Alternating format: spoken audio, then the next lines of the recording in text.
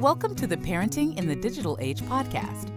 Many parents are concerned that their child might be falling behind. Others are just looking for ways to help their children thrive, not just in the classroom, but socially, and well into their future careers.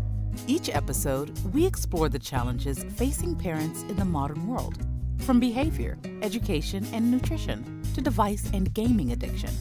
We interview a range of leaders in the area of childhood development to help you successfully navigate parenting in the digital age. Here is your host, Jamie Buttigieg. Welcome back, parents. We have an exciting guest joining us today, and that is Dr. Ravi Rajaratnam, who is a seasoned strategic advisor, executive coach, and author of Hardwiring versus Rewiring, which is a book about shaping the mindset, skill set, and behaviours during early childhood development. And that is our theme for today's discussion. But before we get into that, Dr. Ravi, would you please share with our listeners, in your own words, what you do and what you're passionate about? Thanks, Jamie. Thank you for having me. First and foremost, I am a parent to three amazing children, 2 boys and 1 girl, all adults and pursuing and excelling their careers and interests. Like you mentioned, I have 30 years of experience in the corporate world, and currently I'm a strategic advisor and an executive coach to numerous organizations in the United States. In regards to my passion in a corporate setting, my training in industrial organizational psychology has influenced me in wanting to figure out what motivates and inspires people to be the best versions of themselves, while others do just enough or be mediocre, which eventually led me to write my book, Hardwiring versus Rewiring. In regards to my passion and other passion, it's more in the community service and volunteering through numerous charitable and nonprofit organizations that are primarily focused on helping the homeless, mentoring and coaching military veterans who are transitioning into their civilian life and second career, and finally providing access to education to rural children globally, specifically in India. Wow, that's fantastic. Thanks for that background. And so, the podcast is called Parenting in the Digital Age. So perhaps you can give our listeners a sense of what is so unique about the digital age that parents would need better guidance on in raising their kids. Sure. Yes, the mythical digital age. Just to level set your audience, the word digital age was a result of the current industrial revolution, also known as Industry 4.0, whereby the digital age refers to the time period in which personal computers and other subsequent technologies were introduced to basically provide users the ability to easily and rapidly transfer information. So the kids that grew up in this age are essentially digital natives. With that said, what's unique about this digital age is that the key skills needed for an individual to be successful in this digital age is also called the 21st century skills, which are cognitive, intrapersonal skills, and interpersonal skills. Let me unpack this a little further. Cognitive basically means it consists of 3 main areas: cognitive processes and strategies, knowledge and creativity. Essentially, they are skills associated with acquiring knowledge and processing information through thought, such as reasoning, intuition, perception, innovation, creativity, problem solving, active listening, and things like that. Whereas intrapersonal skills include intellectual openness, like work ethic and conscientiousness and positive core self-evaluation. Skills basically associated with adaptability, self-management, self-development, and also self-awareness, basically to help control your attitudes and inner processes. They essentially form the foundation for relation building and help navigate your interpersonal relationship, which leads us to interpersonal skills that consist of teamwork, collaboration, and leadership, primarily behaviors, techniques, and traits you rely on when you interact and communicate with others in various scenarios, whether it's communication and cooperation. Communication, cooperation is essential. So as parents in this digital age, not only should you be aware of the 21st century skills, but you also need to understand and be equipped with how you would go about nurturing the child at a young age so that your child can excel in the cognitive, intrapersonal, and interpersonal skills to be successful in the current Industry 4.0. Yeah, wow. Okay, so what inspired you to write this book? And specifically, How is that relevant to the digital age and this current digital industrial revolution? Sure. First, it's important to understand that the mind and the brain are actually two different but interconnected entities. While brain is considered to be a physical thing, the mind is considered to be mental. That's the subtitle of my book, Shaping the Mindset, Skill Set, and Behaviors During Early Childhood Development. And if you look at mindset, essentially, they are a set of beliefs that shape how you make sense of the world and yourself. It influences how you think, feel, and behave in any given situation. So as a child, where do you think the set of beliefs come from? It comes from the parents, the caregivers, and the environment that they grow up in. So what I wanted to do in this book is to provide parents, grandparents, and any caregivers simple and practical strategies and tips for the proper development of the mindset, skill set, and behaviors at a very early age. I also expanded at what the early childhood development skills are, and primarily besides the motor skills development, the early childhood development skills are cognitive skills, language and communication skills, and social and emotional skills, which has a direct correlation to the 21st century skills, which are cognitive, intrapersonal, and interpersonal skills.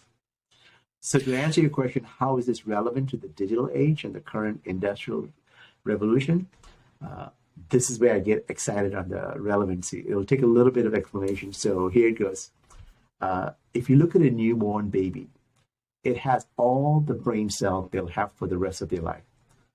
These brain cells are called neurons, and there are 86 billion, with a B, neurons, the same as an adult at the time of birth.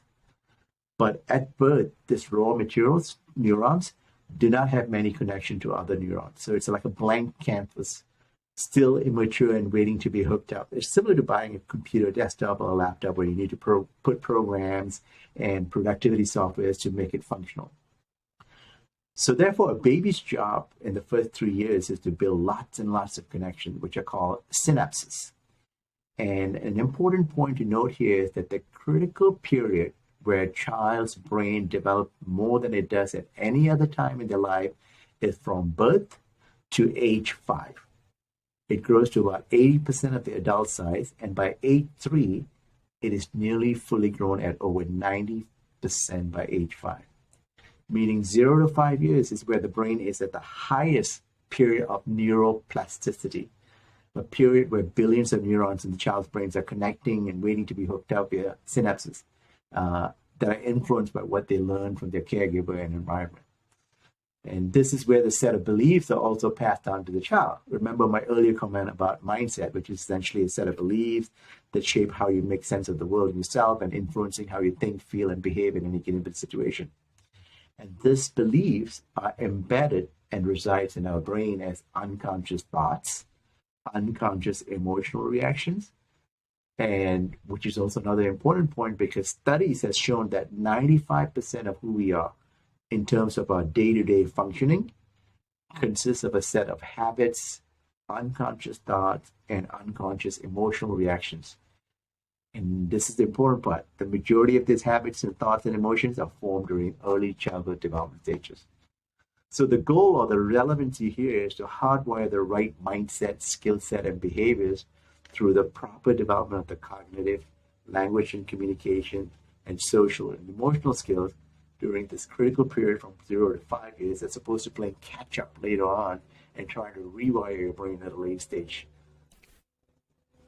That's a great explanation. I thank you for providing that. So, man, okay, all my kids are over 5. I hope that doesn't mean I've missed the boat now. Oh, it's important you said that because a lot of people say, oh my God, my child is older. Or what about me? I'm going through the process of rewiring myself. So, and one of the biggest things that's coming up now is discovering or channel your inner child, or more importantly, healing your inner child. And that should be a red flag. Why are you healing your inner child when your inner child should be, full of fun and adventure and joy? So if you're healing it, what happened, right? Yeah. And as parents, we don't really have an instruction manual how to raise a child. So that's one of the reasons why I'm compelled to write this book, because I also saw another statistics from the United Nations, which I have stated in my book, that there are 250 million kids under the age of 5 that are developmentally delayed. 250 million globally. That should be appalling to every one of us, right? And Yeah. if we don't take action, we're going to be paying later on, because these folks are going to be adults and they need reskilling and retooling, and we're going to be in a lot of hurt. So it's important that, I want to make sure that I equip the parents and caregivers. It's like, this is what you need to do. But if you are beyond that age, and if you're an adult trying to rewire, you can always go back and it's like, look into your inner child. What happened? So then you can tap into that, this is why I am the way I am. Whether it was a broken family, or whether I was told that I will never amount to something, or whether I was not given an opportunity, and things like that. But now that you know that, it's like, okay, that's the past. That's rewiring. Just like a computer again, like when it fills up with cookies and cache and things like that, it goes slow, right? So you want to get rid of all that and then start putting new DNA in it and things like that. That sounds like my brain sometimes, Dr. Ravi. It's got too many tabs open most of the time, and it does go very slow at times. Now, you talked a lot about the what, and so we want to try and add a practical element to this podcast. And so, can you share maybe some of the how, like, maybe some of your top tips or strategies that parents can actually use in programming, or just helping their kids have the best possible life or the best head start? Yeah. The short answer. Sorry, that's a broad question. So I apologise, but take that where you'd like to take it. No, not at all. Because I was pausing there because the short answer is parents are the best toy the child can have. You don't need to spend money on expensive gadgets and technology and things like that, because as I mentioned, 0 to 5, who's the closest to the child? The parent or the caregiver.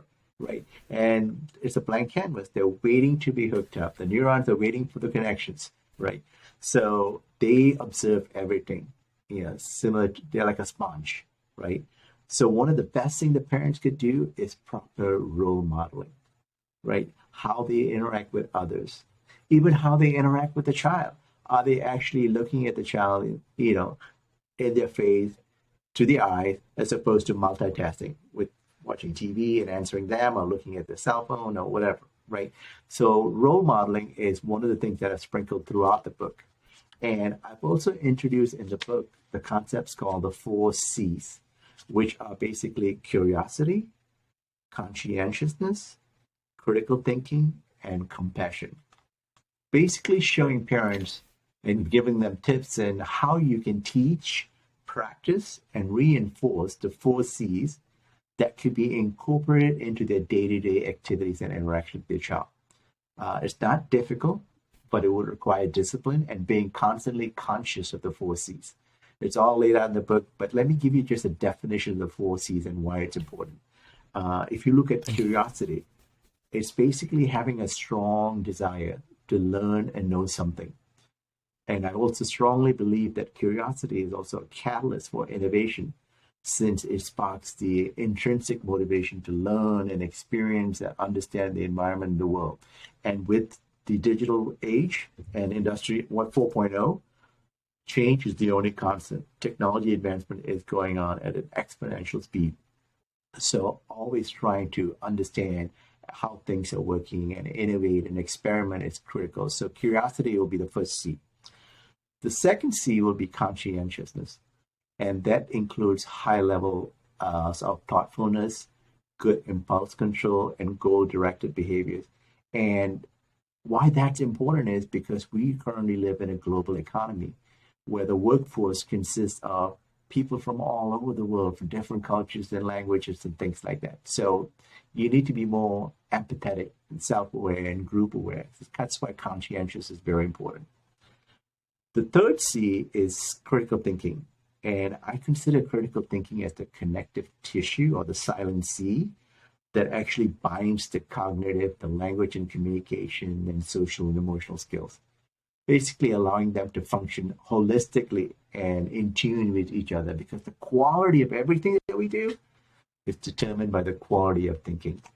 And if you look at the foundation of critical thinking, if you go to their website, they have a great definition. It says critical thinking, it is the intellectual discipline of processing information that is gathered from or generated by various means as a guide to belief and action, right? So finally, C, compassion. Oh my God, I can write a whole book on compassion. And I wish more corporate leaders are also more compassionate and empathetic to their employees as well. But compassion is essentially the sympathetic consciousness of others' distress together with the desire to alleviate them. And it requires strong cognitive skills and to bring awareness needed to recognize that there is suffering or unease and make you feel emotionally moved or disturbed by the plight of others, and not only try to understand how they might feel for you, but also to attempt to take action to relieve the suffering. So as you can see, just by the definition of the 4 C's alone, there's a direct correlation to the 21st century skills of cognitive, interpersonal, and interpersonal skills, and why it's important to focus on the 4 C's. Yeah, that's fantastic. And, I guess by the very nature of technological change, parenting has changed so much, and we can no longer parent the same way we did 30 years ago. And you said this earlier, like there's no rule book or there's no instruction manual for parents. So I think books like this have a very important place in giving parents the tools and some newer tools that we haven't perhaps had to or heard about in the past. You're absolutely right, Jamie. And not only parents, the education system has also need to change, right? They need to make sure that they're not going through like rote memorization and giving them questions to known answers and things like that. Because why should I listen to a professor who's pontificating things that I can find on my cell phone? Right? So what teachers need to do is like, okay, now that this information is available so readily, how can you take this information and then even advance them further? Right? How can I give you problems that don't even have a correct answer or could have multiple answers and things like that? But we're still stuck in the old way of teaching. And that's what parents need to take action, and teachers also need to take action. Yeah, absolutely. I think there's a whole podcast just to unpack in that, Dr. Ravi, I can tell you. So one question we like to ask all of our guests, a bit of a fun one, just to change the mood a little bit, is, if you could go back to your 10-year-old self, what piece of advice would you give yourself? 10-year-old self. Oh my God. Yeah, that's a good one. That's a really good question, Jamie. I was a total brat when I was growing up, but it was like lots of adventure. But I had a lot of good role models as well, with my siblings and my parents and others around me. So one piece of advice, if I were to pick up all the different things, I would say maximize my curiosity or 10x my curiosity. What I mean by that is I was always encouraged to be curious as a young child and to constantly figure things out rather than take things the way they are. So I would say be more curious about everything and everyone that you interact with, and let your curiosity lead you to read more books, seek more friends, seek more adventure, dare to experiment, and constantly keep learning, inventing, and reinventing, no matter how small the effort is. Essentially, training and building that muscle memory where curiosity is your natural and first reflex. Does that make sense?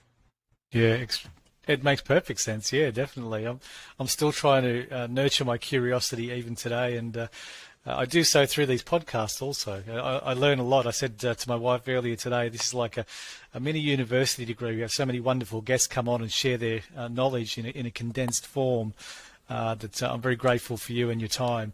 Now, before we sign off, where can our listeners find you online? How can they get your book? We talked about this just before we came on. How can they connect with you? Sure. My website will be definitely the best source. It's www.drravirajaratnam.com. I have my Twitter handle, Instagram, Facebook, everything in there. And you can get the book, being in Australia, at amazon.com/au. You should be able to get that. The Audible book will be coming up soon. I don't have that, but the ebook and the paperback version is over there. Fantastic. That's great. Dr. Ravi, look, thanks for your generosity and your time. I know there's plenty of takeaways for parents. I know I got a lot out of today's podcast. Thanks for your time once again. Thank you. And again, the last comment that I'd like to make is I'd really, really like to appeal to all parents and educators out there. I've given you 250 million reasons for you to take actions, right? And if that's not enough, I'll give you another 140 million reasons, because that's the number of children that are born globally every year. Well, great way to close off, Doctor. Again, thanks for your time and thanks for your generosity. All right. Thank you, Jamie. You have a great day.